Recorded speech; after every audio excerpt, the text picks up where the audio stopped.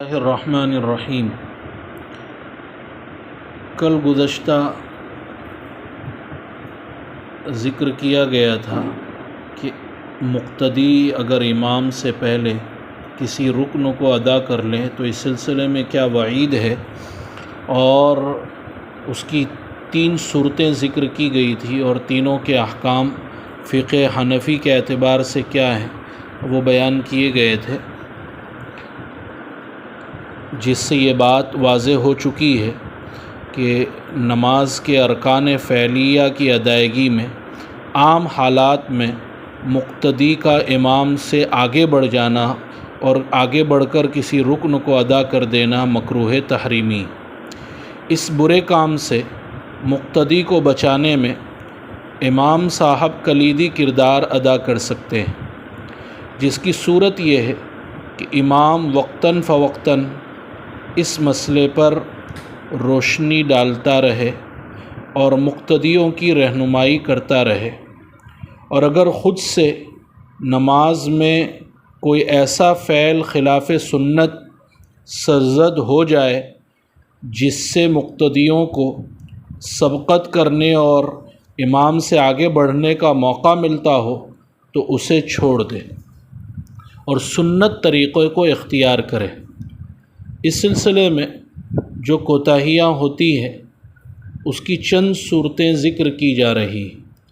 Number 1، بعض ائمہ تکبیر تحریمہ کو اتنا لمبا کر دیتے ہیں کہ مقتدی امام سے پہلے تکبیر تحریمہ کہہ کر ہاتھ باندھ لیتے، اللہ اکبر، ایسا زور لمبا کرتے ہیں، جس کی وجہ سے ان کی نماز باطل ہو جاتی ہے۔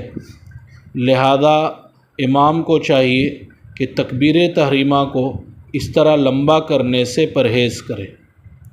نمبر 2، بعض ائمہ حضرات ایک رکن سے نماز کے دوسرے رکن میں منتقل ہو کر یا دوسرے رکن کے بالکل قریب پہنچ کر تکبیرات انتقالیہ یعنی اللہ اکبر کہتے ہیں۔ مثلا اگزامپل، قیام کی حالت سے منتقل ہو کر جب رکوع میں پہنچ جاتے ہیں تو رکوع میں چلے جانے یا اس کے قریب پہنچ جانے کے بعد اللہ اکبر کہتے ہیں۔ رکوع سے بالکل کھڑے ہو کر یا کھڑے ہونے کے قریب جب پہنچ جاتے ہیں تو سمیع اللہ لمن حمیدہ کہتے ہیں۔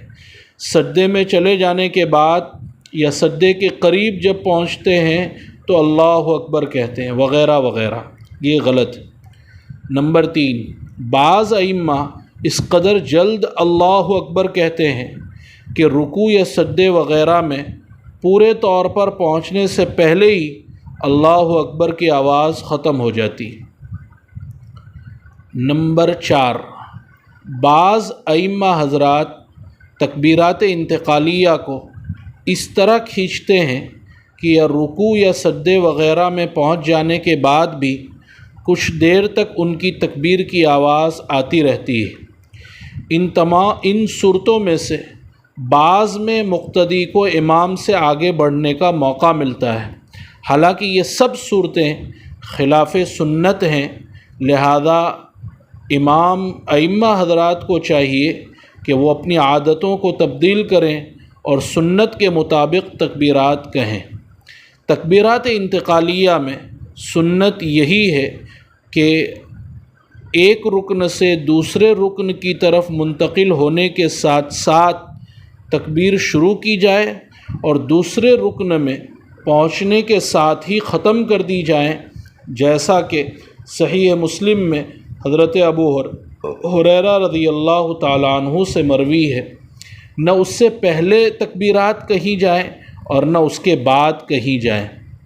بہرحال امام کا وقتاً فوقتاً اس سلسلے میں مقتدیوں کو نصیحت کرنا اور خود امام کا سنت کے مطابق تکبیر کہنا، یعنی ایک رکن سے دوسرے رکن میں منتقل ہونے کے وقت تکبیر کہنا، نہ اس سے پہلے کہنا نہ اس کے بعد کہنا، یہ دونوں امور نماز کے ارکان اور افعال کی ادائیگی میں مقتدیوں کو امام سے آگے بڑھنے سے روکنے میں اہم کردار ادا کر سکتے ہیں۔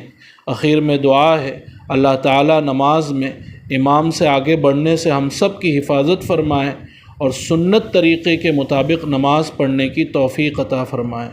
آمین ثم آمین یا رب العالمین۔ سبحان اللہ بحمدہ، سبحانک اللہم و بحمدک، نشہد ان لا الہ الا انت، نستغفرک و نتوب۔